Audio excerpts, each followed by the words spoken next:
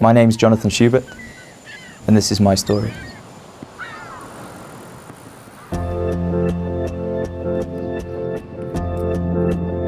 One of the most challenging experiences I've faced in my entire life, when I cycled all the way from Muscat, 1,200 kilometers to Salalah to set a new world record. We're going to have, you can see, we've got all the plans here.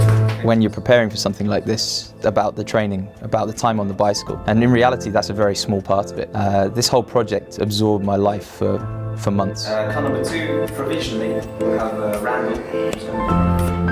There was so much to do with having this officiated as a world record, getting in touch with the people in America and getting all the right people in place. There was so much to prepare. So you've got different jobs, and you see on the side, you 7 people, 6 hours on the spot. The great thing about having the class is that it means that you're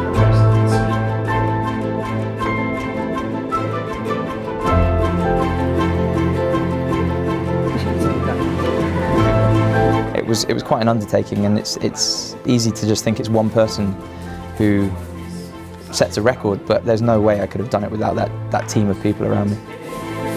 Yeah, finish it. Water. Really shake it well. We had 3 cars out on the road, which was essential. We probably could have done with 4. We had people in charge of the feeding, the nutrition. We had the race officials there.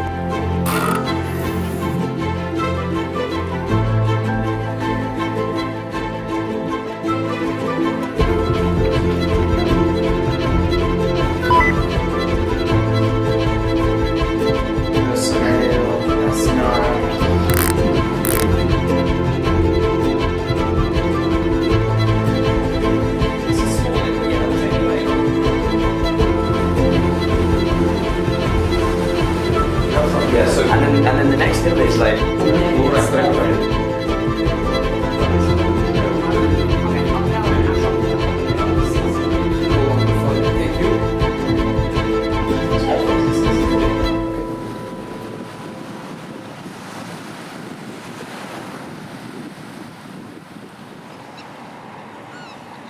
I suppose the few hours before I began was the calm before the storm.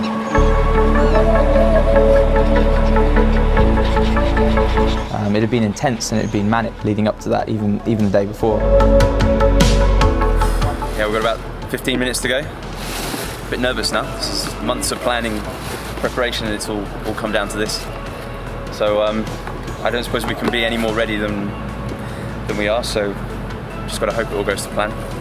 Physically, I feel okay. I got about 4.5 hours sleep last night, but I feel awake this morning. So I think adrenaline's gonna get me through. That's the plan. So there we were. This was Al Alam Palace, the place I'd been envisaging for so long. All right, guys. Thanks, John. See you soon. All the best, John. Cheers. Good luck, John. Beginning the journey at. It was very quiet, other than the people who'd come out to support me.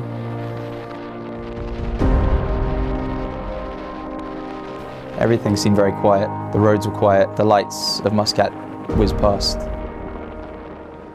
It was all quite surreal. I've been very privileged to live in the Sultanate of Oman. It's a country that's captured my imagination.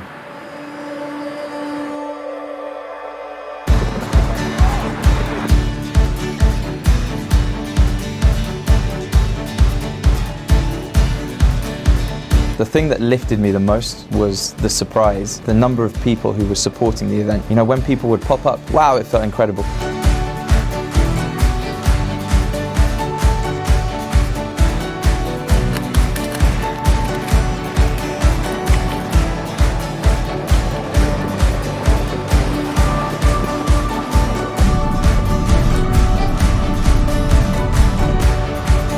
The winds are picking up and I'm trying not to realise just how far I've got to go, how the distance in front of me.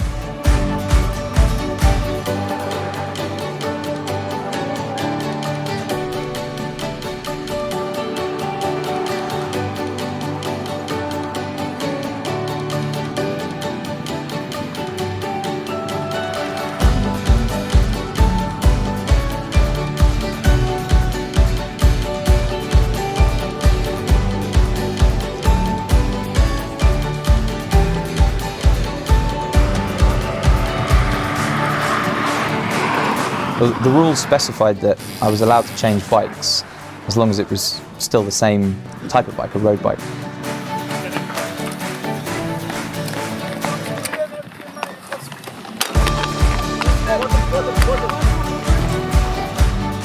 And that made it much easier. That wasn't a break. It was simply to allow me to cross the terrain more easily.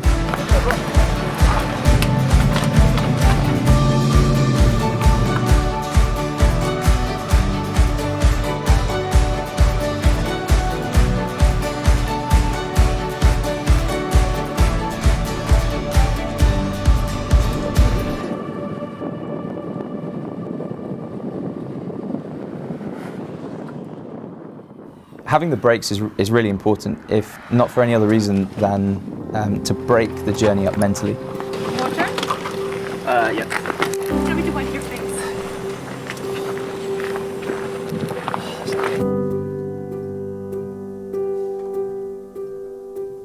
I was feeling good up to about 4 hours, and then the temperature started rising. When it started getting over 22 degrees, it started to get a lot tougher. I took my aero helmet off because that's like I feel like you're boiling in a bag there. The other helmet's ventilated, so it's better. It's not as fast, cutting through the wind.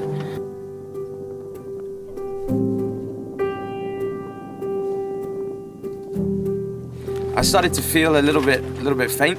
I was concerned about heat stroke, and I thought, oh, maybe it's just because I'm tired. And then I thought the best thing is to find some shade, because I wasn't sure. And I lay down, and then I had very strange sensations almost immediately.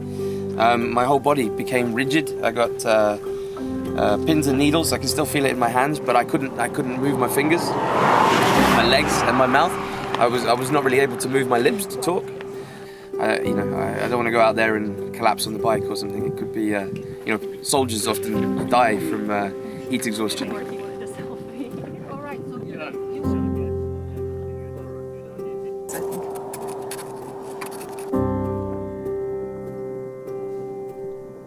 So that's really important for me, and to have something to look forward to have a warm cooked meal is also another highlight. We have a mix of onions, garlic, mushrooms, pasta and potatoes. Those breaks there are something that I really look forward to throughout the ride, and for me it's an essential. Because he needs to have a very big intake of salt, because he's sweating so much in the heat.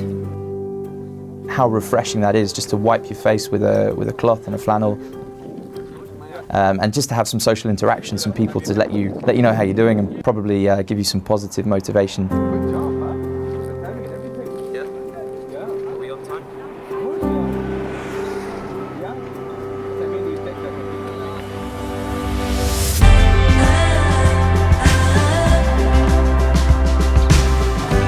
So back on the bike again, it's amazing how much that picks you up. I feel like a new rider. There's some food inside me, a little rest, and I'm ready to get on with the challenge. My mind has not really registered the last 6 hours. I'm feeling very fresh. I'm ready to go out there and really tackle this.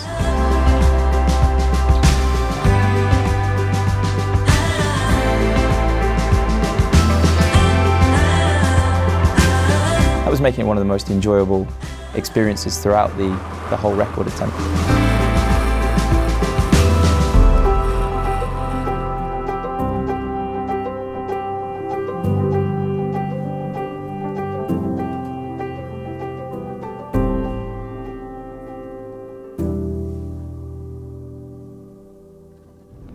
The night is definitely the biggest challenge when you undertake something like this. Prior to starting, it was my biggest fear. The difficulties of dealing with sleep deprivation. You just want to sleep. And then there's a constant battle, a fight within your head.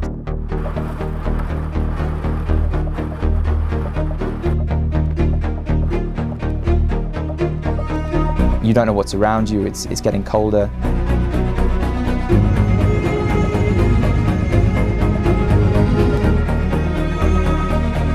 Everything around you looks very different. Suddenly, the beautiful desert you're in becomes quite an eerie place.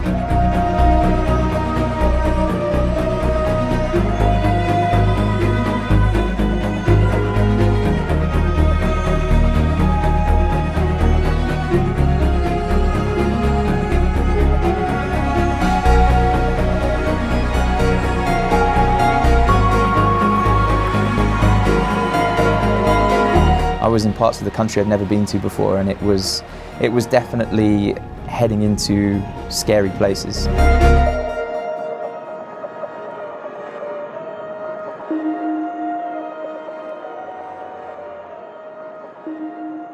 The plan before I started was to try and do the whole thing without having to need any sleep. Things quickly changed when the journey began.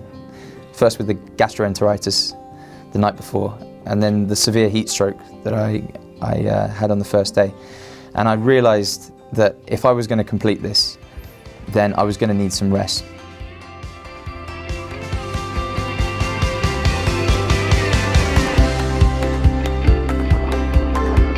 And that was amazingly beneficial for helping my stomach to calm down and rest. The lining of my stomach had been so temperamental. It allowed me to get some warm food inside myself, completely recharged me, my alertness returned, and I felt like a completely different person when I got back on the bike.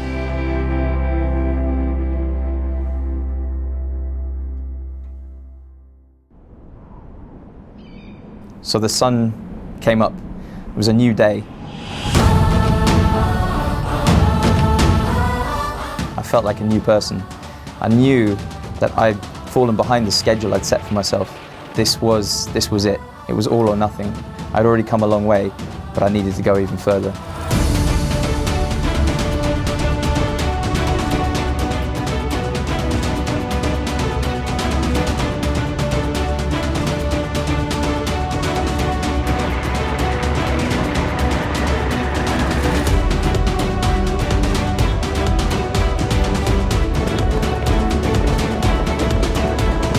I had to dig in, I had to find all my inner strength, find my reserves, and really, really push to get there in under 48 hours.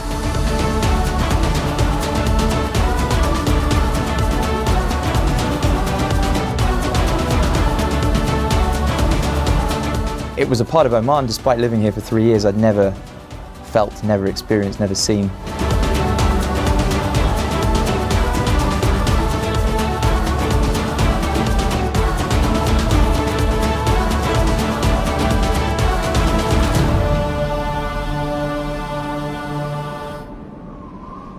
The temperature rose beyond what we were expecting, and it was only when I started to experience these strange sensations of heat stroke that I realized that that just wasn't enough. It wasn't going to be able to allow me to get through these hot temperatures in the middle of the day. So the temperatures between 11 and probably 4 or 5 o'clock in the afternoon are the hardest to get through. And again, they've creeped up over 28 degrees and it's not even reached midday. The road itself, the surface is good, there's no wind today, really. So, Oman's fantastic for roads and infrastructure. I quickly realised I needed a very different strategy. So I stopped the team and I said, right, this is what we're going to do. I'm going to ride for 30 minutes, you're going to get me on the ground for 10, you're going to cool me down, and then I'm going to go out again. Slow, steady, so I'm not generating too much heat. 30 minutes, and then the same, and we'll keep repeating that through the 4 hottest hours of the day.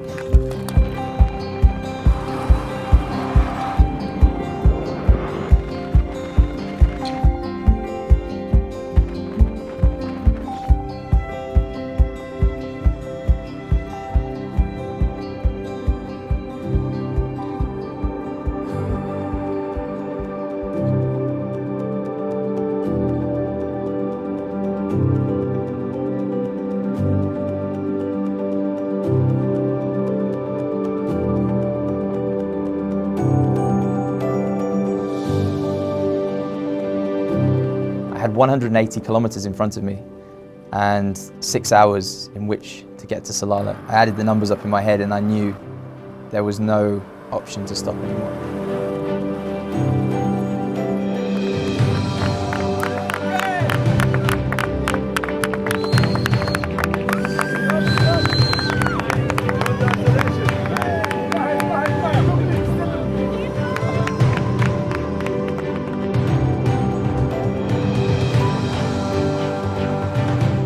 I was climbing the mountain, unaware that anyone else really in this world knew what I was doing. And then these Omanis appeared, crowds of people, driving out in their cars, 4:30 in the morning, to come and witness me do this.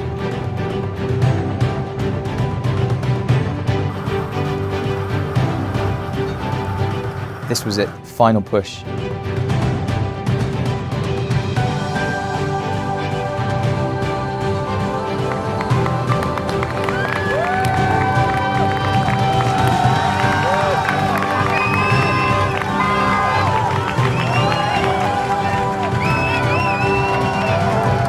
It was unbelievable. I couldn't believe where I was standing and how I'd actually got there.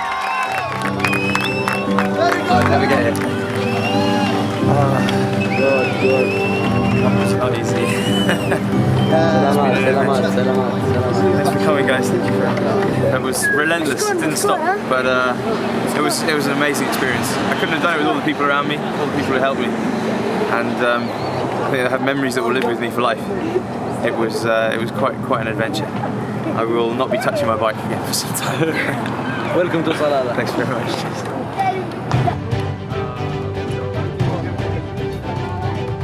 Life is about the adventures, life is about the journeys, and it's when you do these things that you really feel alive. It really, for me, gives me purpose, and I've got an immense sense of achievement from what I've just done, but that's not going to be the end. I'll be back soon.